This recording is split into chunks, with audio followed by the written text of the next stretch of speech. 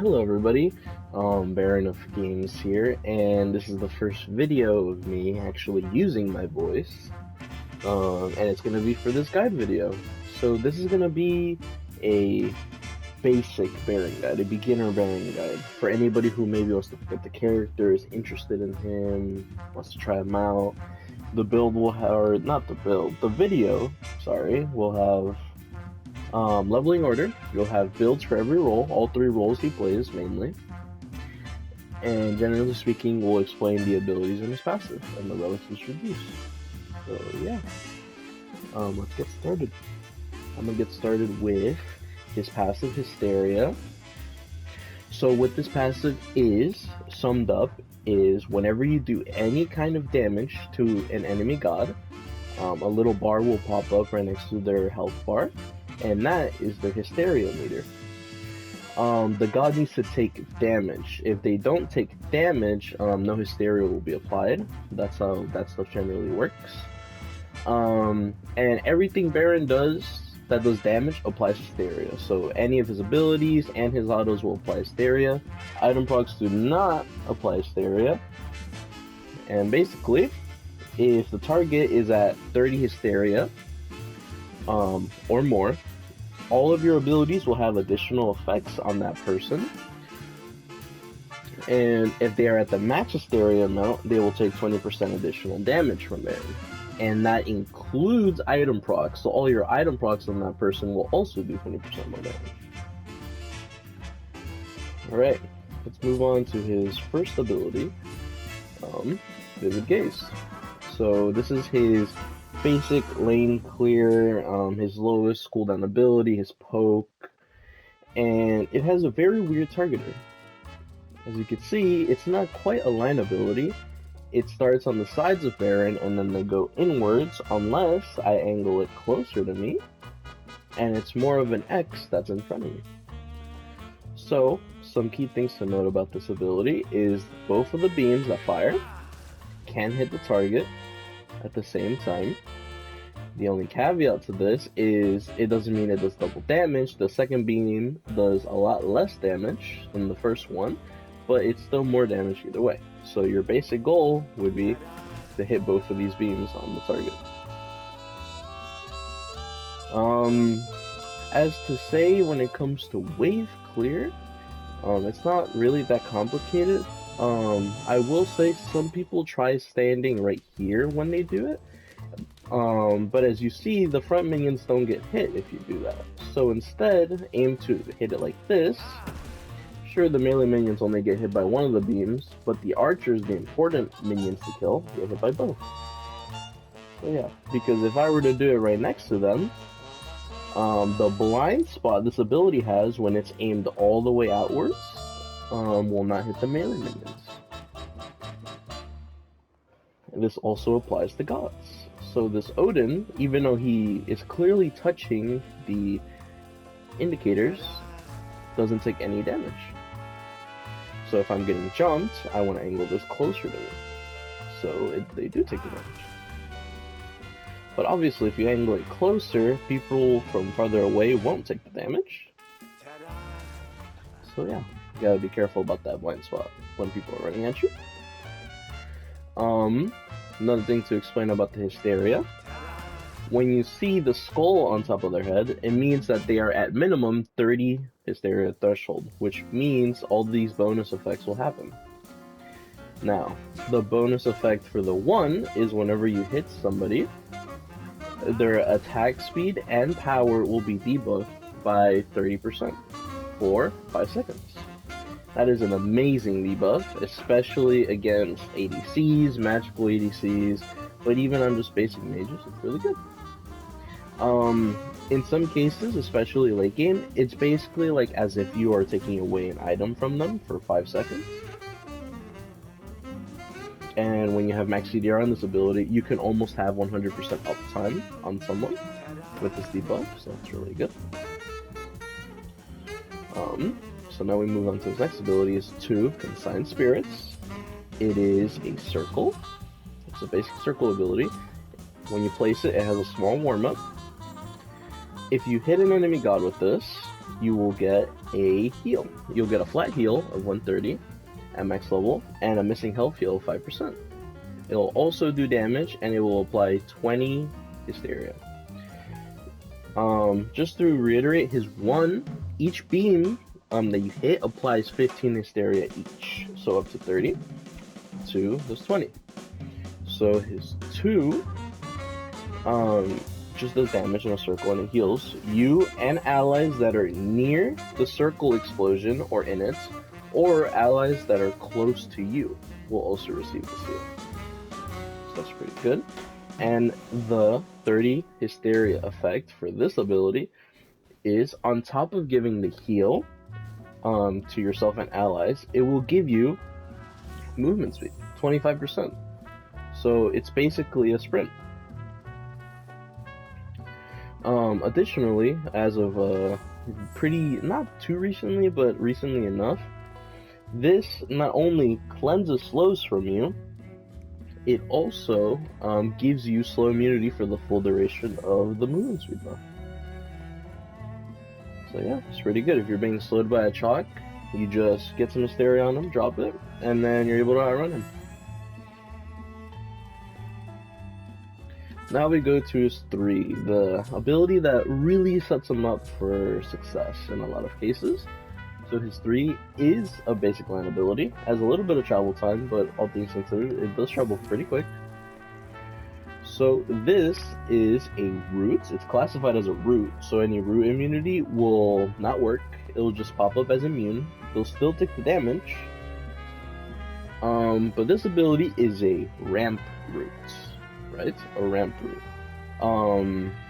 So what that means is whenever somebody gets hit by this ability, they won't be rooted right away. Instead, their movement speed will be slowed, and then finally they will be rooted for a short period of time. This ability takes 5 times, and each tick applies 5 Hysteria to 25 total. It is your lowest damaging ability, but the whole purpose of this ability is so you can combo it with your other 2 abilities. It is more of a Hysteria generator, so your other 2 abilities give you the bonus effects. So that's pretty good. This does not work on minions. It stops when the first enemy got hit. It does not work on jungle camps, obviously. And the Hysteria effect is whenever somebody is above 30 Hysteria, you hit them with this, there will be a circle around that person. And any person in that circle for at least 2 seconds will not only take the damage that this ability does, but they will also be ramp rooted alongside the first person you hit. So especially when you're playing support Baron, this ability can be used to zone, and it can also be your greatest form of CC besides your ultimate. Your ultimate is called Life of the Party. So it goes as far as your 1. It's a big cone in front of you.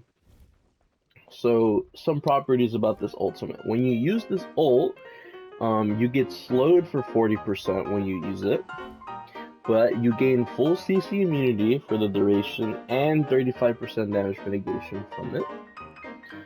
And you're not able to use any of your abilities. So what does this ultimate do? So Baron jumps onto his coffin and starts pulling in all nearby enemies to his location. Each tick of the ultimate applies 5 Hysteria, and anybody hit by the final hit of the ultimate itself will immediately be set to max Hysteria. Now, if you notice, the Odin bots doesn't necessarily get pulled in right away until much later. And why is that? Well, it's because his ultimate, the special effect it gets from having Hysteria, is the speed and the strength of the pull is increased if they're at that 30 or above threshold. This ultimate does damage per tick, it does damage on hit, and it does percent max health damage. So overall, it's a really good ultimate no matter what you're building, whether it's hybrid, full tank, or full damage, this ultimate will hurt, especially if they get hit by the majority of it. This ultimate works through walls, but you cannot hit anybody with the final hit through a wall, as you can see. It has a standard cooldown of 90 seconds. This ultimate isn't really like a normal mage ultimate. Most normal mage ultimates, you drop them, they do big damage, and then there you go, that's it. This ultimate mostly forces people to get out of the way, or it forces their tank to try tanking it for their team, because as you'll grow to see, it can CC multiple people and entire teams pretty easily. And using it for just the pull isn't a bad idea, especially in team fights, because if you use it like this, you're CCing a person against a wall for 3.5 seconds, because it's the duration of this ult, while you are safe yourself on the other side of the wall. It's not bad. Not a bad idea. Alright, so now that we got done with the abilities, let's talk builds. So, according to many people, Baron's builds, or Baron's best role, I should say, is usually classified as support. And why is that? Well, as a support, Baron is able to build up hysteria on people and run at people without really worrying as much, because he is not squishy. And since he has utility on all 4 of his abilities, it just tends to work out really well. He's not the greatest support, but he does work. The build I like going for Baron on support is I like starting Lonos with tier 1 Gauntlet. And then I always buy Baron's Brew and at least 2 health pots whenever I do this.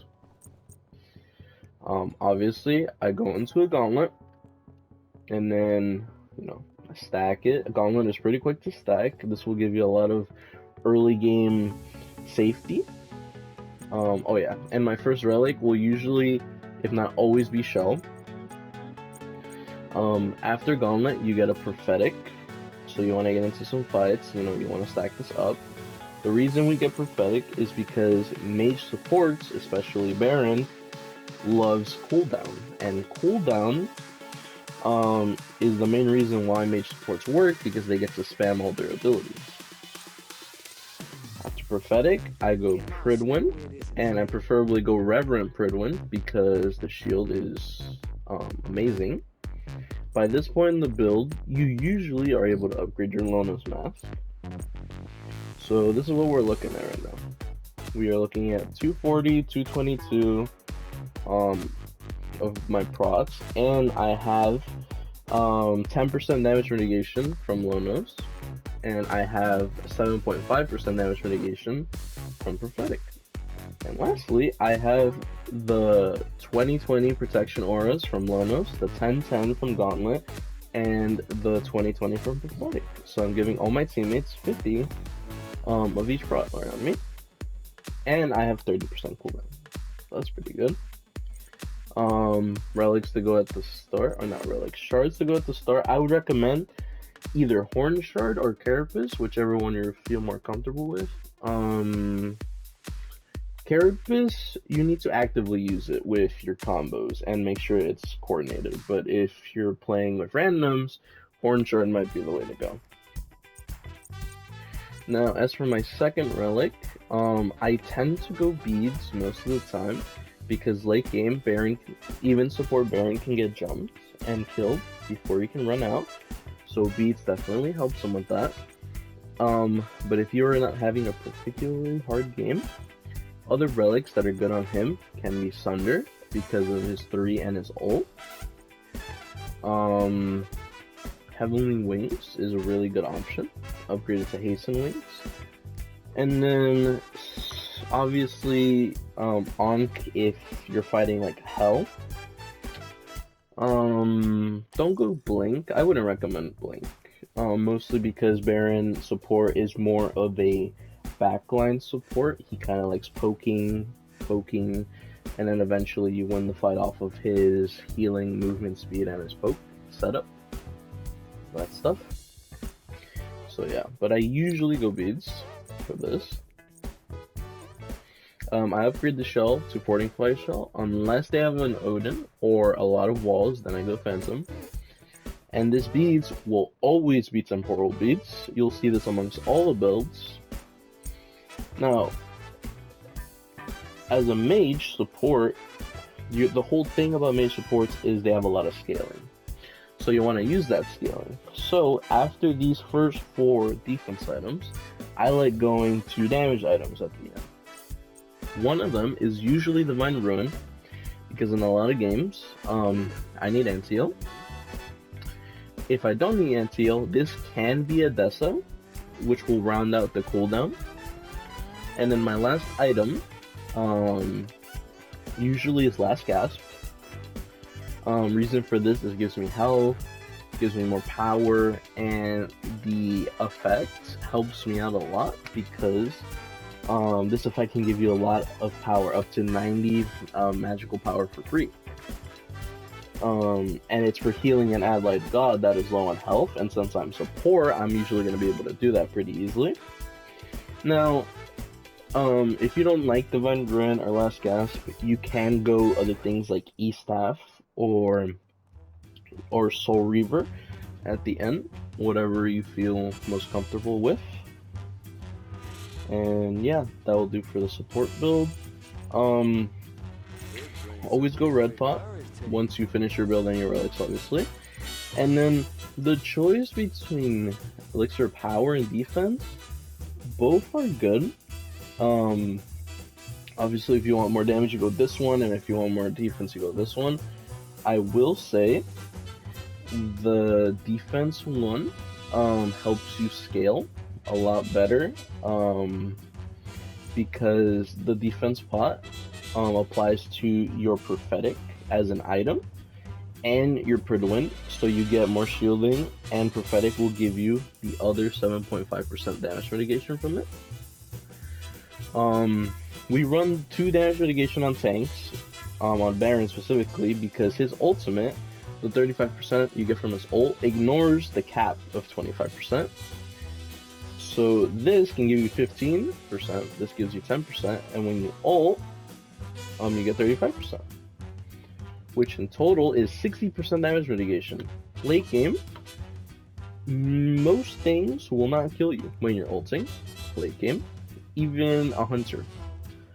Some things to note is when getting anti-heal, Divine Ruin is the go for mage supports, because you want damage and you get the anti-heal. If you need Spectral, either one of these slots, either one of these 2 slots can be a Spectral if you really needed it for your team. And yeah, I think that's it for the support stuff. Yeah, let's just sell this real quick. Alright, so mid lane. Let's see this. Alright, yeah, mid lane. So mid lane, I like going Conduit Gem into Tier 1 Chronos Pendant. Same consumables, and I like going beats into preferably a Horn Shard. Carapace can also work. The reason for this start, Conduit Gem helps with the early game triple camp clear, especially if you start your 2 at level 1. And Conduit Gem will help your regular clear, considering the faster clear usually gets the pressure, and Conduit Gem gives you a lot of early game damage potential. When you can back for Chronos Pendant, I wouldn't blame you for backing for tier 2 and then getting Chronos Pendant. So you get that cooldown, that nice cooldown online. After this, you would go Deso for cooldown the flat pen for the early game and the passive. At this point, you don't do crazy damage to their support, which is pretty normal.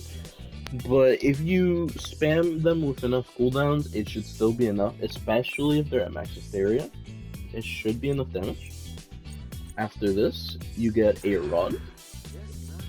And late game, when you upgrade this, you're gonna upgrade it to a perfected rod for the cooldown and the movement speed you get from its passive. Okay. Alright. Now, your next item would be a Staff of Mirrodin. So this passive combos really well, because you're gonna ult somebody, they get hit by the ult, and then you 3-2-1 them with that extra 20% increased damage. And the extra 20% from your Hysteria.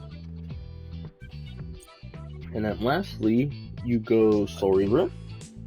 Soul Reaver will be buffed by your mid-range procs and your passive, and overall it's just a really good item for Baron because he spams a lot of abilities. He has 4 damaging abilities. Your second relic will be Aegis. These 2 relics, it's usually always beats Aegis for mid because Baron needs to live. Sometimes I can see you going Shell instead of Aegis, but it's usually going to be Aegis. And for beads, always go Temporal. And for Aegis, it's a little bit personal preference. Aegis of Judgment and Aegis of Swiftness are both pretty good options. And then lastly, you upgrade your starter. You always upgrade it to Gem of Focus. Building movement speed on Baron allows him to be just a little bit safer, and the damage increase you get from this will affect your Reaver, and it will stack nicely with Rod passive, Mirrodin passive, and your Hysteria passive.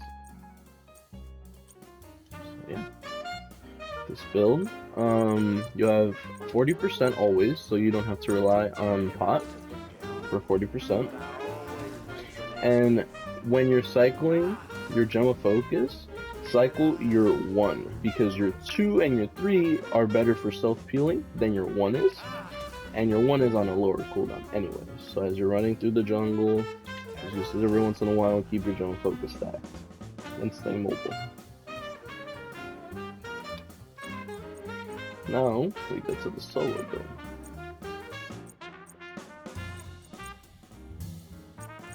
Alright, solo, Axe, Tier 1 breastplate, Baron's Brew and some pots, and then since it's a solo lane, you usually start TP Glyph. Alright, so most people go Conduit Gem, and with this build, you can probably still go Conduit Gem for the early game clear, but the reason I go Axe is because it is safer, and Axe is more of a late game starter. And Baron usually doesn't win a lot of lanes against most warriors. He does have good warrior matchups, but he's not gonna win all of them. So since he usually gets bullied out, I'd rather have a late game option, so at least in the late game I can be chunking people with the true damage with Sundering Axe. So when you back, you get Breastplate. One thing to note is I usually get Heroic Teleport, but if you're being bullied and camped that much, it's not a bad idea to go Persistent Teleport. But early game, if you do have the extra gold, it's not a bad idea to get Greater Teleport to lower that cooldown by 40 seconds. For solo lane, relics or not relics, shards are still either Horn Shard or Carapace. So for your next item, you're gonna be going Prophetic. Prophetic right now is probably the strongest defense item right now. It just gives way too many stats. You get 60 of each prot, 100 health, 10% cooldown, and damage mitigation for the same price as Gauntlet. That's kind of insane. So yeah, you'll stack it pretty easily in lane, or at least you'll stack your damage type that you're fighting in lane really easily. And you might have to go out of your way a little bit late game to get the rest of your stacks, but this item is worth it. the next item you should get in this build is Glass Shield. So you'll start realizing that most of the damage that we do in this build, and most of the power that we do from the that we have from this build is going to come from our hybrid items and our item procs. So Glass Shield is here to give you even more cooldown and some extra damage for each ability, since he does have 4 damaging abilities. Now at this point, even when you just have Breastplate and Prophetic, you usually can't get, you can survive a 2-man gank if they're both physical, and you might even be able to fight them if you're close-ish to your tower. But once you get these 3 items, you should definitely be able to attempt some form of 1v2. Now, after Glass Shield, you get Oni Hunters as your main magical defense. So this item got buffed. It gives 12% total damage negations instead of 9%, which is a huge buff to this item. It will also give you CCR, so you can be locked down as easy.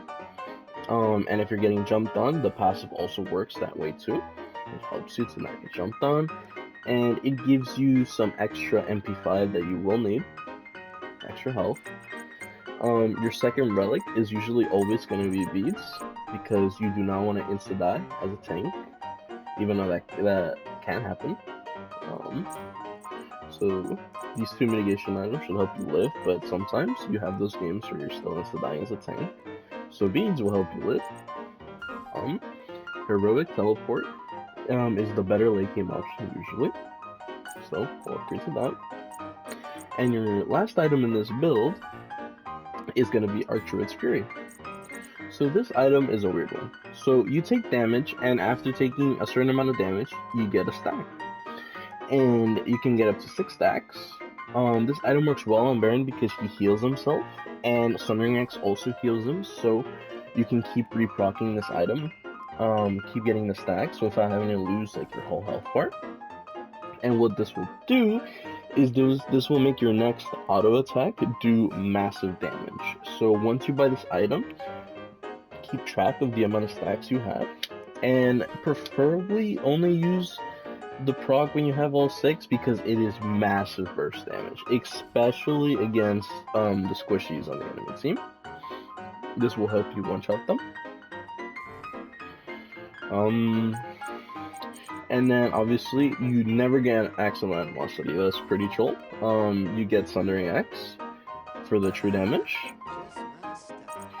And for some reason, if you're going super omega late game, you can sell Breastplate for a Stone of Binding if you wish, but it's okay to keep this Breastplate for the whole game because the movement speed pairs really well with Baron himself and his ult. You get Red Pot, and since you don't have as much power with this build, you can go either 3k pot and you should be fine. But since you are a solo laner, it might be preferable to get power. But I can definitely see the argument of getting Elixir. For the extra CCR and the damage mitigation and all that good stuff. Yeah, this is gonna be the solo build. Let me show you really quick. Hopefully, does this stack? No, it does not. Oh, okay, I got it.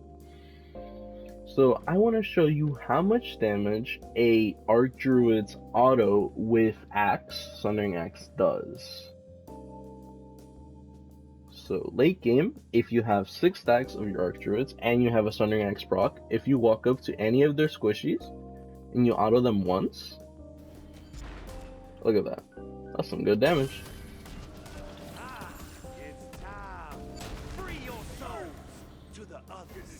So yeah, this build's pretty effective. Stay mobile, keep poking. You're mostly going to be playing around your Sundering Axe procs because each proc at this point is doing around 200. Probably 180 to squishies, and it's going to be doing closer to 300 on tanks, so that's insane. And yeah, it should be pretty good.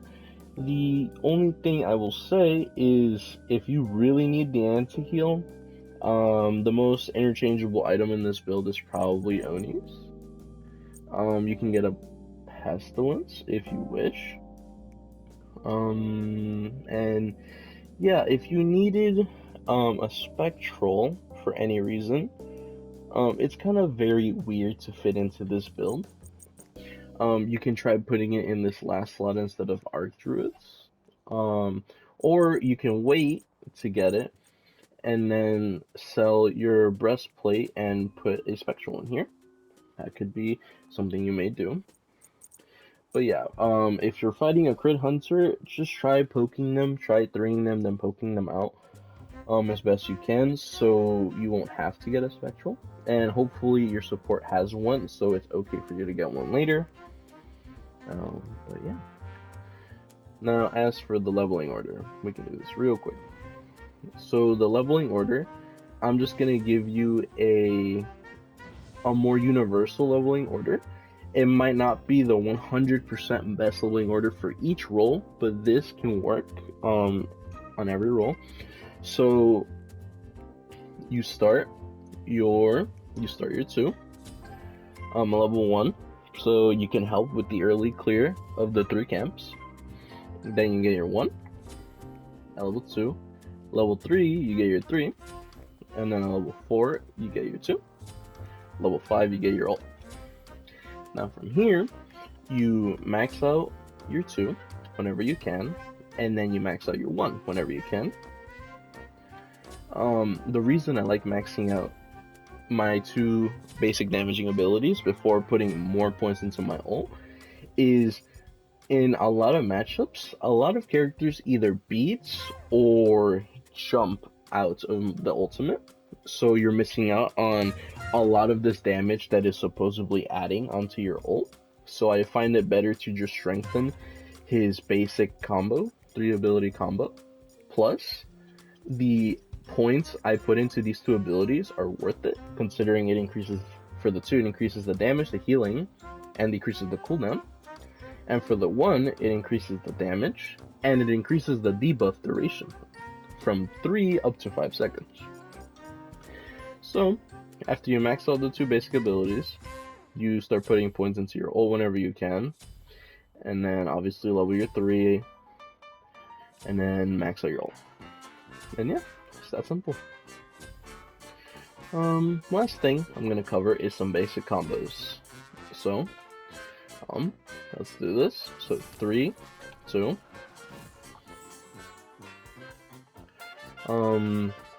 Usually just meant for healing, quick healing.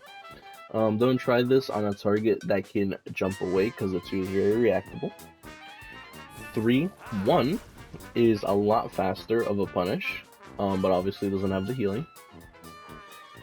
A lot of people tend to do 3, 2, 1. That is just your basic, I land in my 3, throw down 2 abilities, then run away. You could also do it 3, 1, 2. The only benefit that gives is you're able to start moving away from the place that you were fighting much sooner, but it is more reactable, and it does take a little bit longer. So when you don't have any abilities but you're 3, a good idea in lane, or at least it's not a bad idea, is 3 auto, auto, auto.